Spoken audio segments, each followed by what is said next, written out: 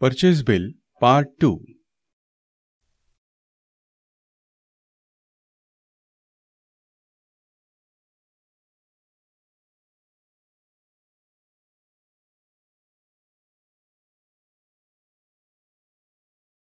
प्रॉडक्टचे margin check करणे. नवीन खरेदी बिल भरल्यानंतर ते जबाबदार व्यक्तीने चेकलिस्टमधून तपासणे गरजेचे आहे. यासाठी लिस्ट ऑफ परचेस बिल विंडोमध्ये संबंधित परचेस बिल सिलेक्ट करून अल्ट डी की प्रेस करा किंवा डॉक्युमेंट इन्फो या बटनवर क्लिक करा. यानंतर चेकलिस्ट हा पर्याय सिलेक्ट करा. चेकलिस्ट विंडो ओपन होईल. या विंडोमध्ये बिलामध्ये असणारे सर्व प्रॉडक्ट्स आणि त्याची माहिती दिसेल. त्याचबरोबर स्टॉकिस्टला म्हणजेच डिस्ट्रीब्युटरला मिळणारे मार्जिन आणि रिटेलरला मिळणारे मार्जिन दिसू लागेल. या विंडोमधून प्रॉडक्टचा सेल्स रेट देखील बदलता येतो.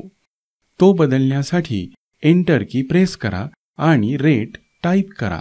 संबंधित बिलामधील प्रॉडक्टचे मागील बिलाच्या तुलनेत मार्जिन बदललेले आहे का ते पाहण्यासाठी रेशो एक्सेप्शन रिपोर्ट या बटनवर क्लिक करा. रेशो एक्सेप्शन रिपोर्ट ही विंडो ओपन होईल. यामध्ये स्टॉकिस्टचे आणि रिटेलरचे चालू बिलामधील मार्जिन आणि मागील बिलामधील मार्जिन आणि त्यामध्ये असणारा डिफरन्स दिसेल. त्याचबरोबर चालू बिलामधील आणि मागील बिलामधील परचेस रेट, सेल्स रेट आणि MRP दिसेल. या विंडोमध्ये बिलामधील सर्व प्रॉडक्ट दिसण्याऐवजी फक्त मार्जिनमध्ये डिफरन्स असणारेच प्रॉडक्ट दिसतात. कस्टमरला द्यायची स्कीम आणि खरेदी बिलामध्ये आलेली स्कीम यामधील डिफरन्स पाहणे. प्रॉडक्टची सेल्ससाठी असणारी ॲक्टिव्ह स्कीम आणि खरेदी बिलामध्ये आलेली स्कीम यामध्ये काही फरक, जसे की सेल्ससाठी ॲक्टिव्ह स्कीम 10+1 आहे आणि खरेदी बिलामधील स्कीम 10+2 किंवा 20+1 अशी आलेली असेल तर त्यामधील फरक पाहता येतो. यासाठी संबंधित खरेदी बिल सिलेक्ट करून अल्टर डी की प्रेस करा. Free item check against scheme हा पर्याय सिलेक्ट करा. Free item difference report open होईल. यामध्ये खरेदी बिलामध्ये आलेली स्कीम आणि सेल्ससाठी असणारी ॲक्टिव्ह स्कीम दिसेल.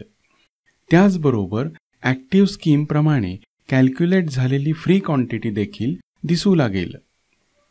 कॅल्क्युलेटेड फ्री क्वांटिटी आणि परचेस फ्री क्वांटिटी यामधील डिफरन्स या कॉलममध्ये दिसेल. स्कीममध्ये जर काही डिफरन्स असेल तर खरेदी बिलामध्ये भरलेली स्कीम तपासून पाहणे गरजेचे आहे. परचेस बिल डिलीट करणे.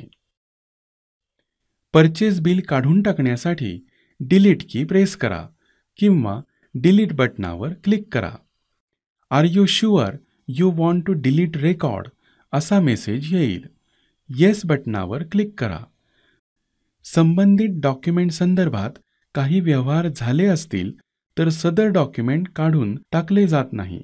जसे खरेदी बिलातील प्रॉडक्ट विकला गेला असेल तर खरेदी बिल काढून टाकता येत नाही किंवा त्याची प्रिंट काढलेली असेल तर ते बिल डिलीट करता येत नाही. मात्र त्याचा प्रिंट फ्लॅग काढून ते बिल डिलीट करता येते. परचेस बिल कॅन्सल करणे. परचेस बिल कॅन्सल करण्यासाठी F6 ही की प्रेस करा किंवा कॅन्सल या बटनाला क्लिक करा. रद्द केलेले बिल यादीमधून निघून जात नाही, मात्र त्याचा स्टॉक आणि जमा खर्चातील संदर्भ मात्र निघून गेलेला असतो. रद्द केलेले डॉक्युमेंट ऑरेंज रंगामध्ये दिसते. असे डॉक्युमेंट पुन्हा मुख्य सिस्टीममध्ये आणण्यासाठी F6 की प्रेस करा.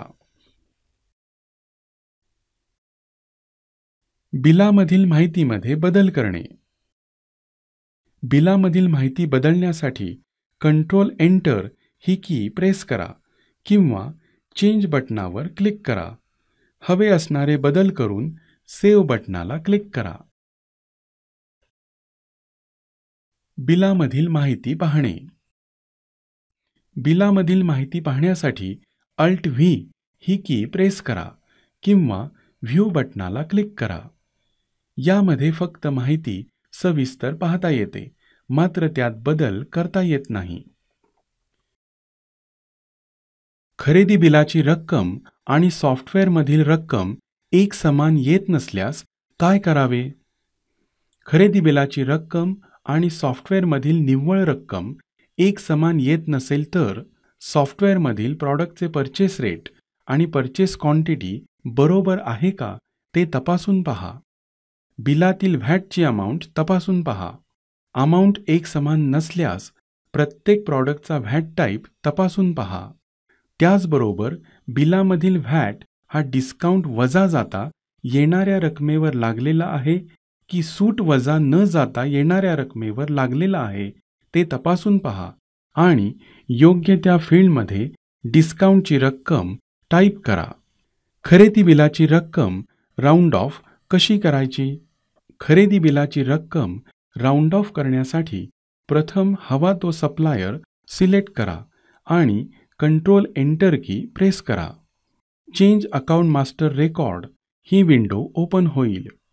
यामध्ये पेज 2 टॅबमध्ये राऊंड परचेस बिल अमाऊंट या पर्यायासमोर येस हा पर्याय सिलेक्ट करा आणि ओके बटन क्लिक करा. आता संबंधित सप्लायरची नवीन खरेदी बिलाची एंट्री केल्यानंतर बिलाची नेट अमाऊंट राऊंड ऑफ होईल. सिलेक्टिव्ह मास्टर एंट्रीमधून देखील सर्व सप्लायरचे एकाच वेळी राऊंड ऑफचे सेटिंग चेंज करता येते. खरेदी बिलामध्ये प्रॉडक्ट्सच्या यादीमध्ये सर्व प्रॉडक्ट्स का दिसत नाहीत किंवा सप्लायर वाईज मॅन्युफॅक्चरर कसे सेट करायचे? ॲक्मे इन्साईटमध्ये सप्लायरच्या अगेन्स्ट फक्त त्या सप्लायरकडे असणाऱ्या कंपन्याच ॲड करून ठेवता येतात. सप्लायरच्या अगेन्स्ट काही ठराविक कंपन्या ॲड केल्या असतील तर खरेदी बिलामध्ये संबंधित सप्लायर सिलेक्ट केल्यानंतर फक्त त्याच्याकडे असणाऱ्या कंपन्यांचेच प्रॉडक्ट्सच्या यादीमध्ये दिसू लागतील. इतर प्रॉडक्ट्स दिसणार नाहीत. सप्लायर वाईज मॅन्युफॅक्चरर सेट करण्यासाठी मास्टर एंट्री मेनूला क्लिक करा. यामध्ये सेट मॅन्युफॅक्चरर अगेन्स्ट सप्लायर हा मेनू सिलेक्ट करा. Set information related to supplier ही विंडो ओपन होईल. यामध्ये हवा तो सप्लायर सिलेक्ट करा आणि इन्सर्ट बटन क्लिक करा. मल्टी सिलेक्ट मॅन्युफॅक्चरर ही विंडो ओपन होईल. यामध्ये संबंधित सप्लायरकडे असणाऱ्या कंपन्या सिलेक्ट करून मार्क करा आणि ओके बटन क्लिक करा. मार्क केलेले मॅन्युफॅक्चरर्स रिप्रेझेंटेड बाय सप्लायर यामध्ये ॲड झालेले दिसतील.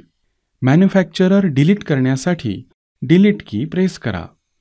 सप्लायरच्या अगेन्स्ट एकही मॅन्युफॅक्चरर ॲड केलेला नसेल तर खरेदी बिलामध्ये प्रॉडक्टच्या यादीमध्ये सर्व मॅन्युफॅक्चररचे प्रॉडक्ट्स दिसू लागतील.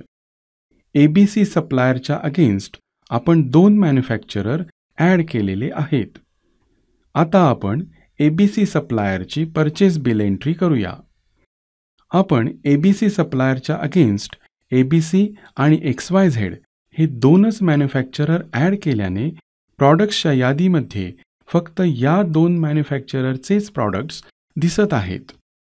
मालाची खरेदी परराज्यातून CSTने केल्यास त्याची एंट्री कशी करायची?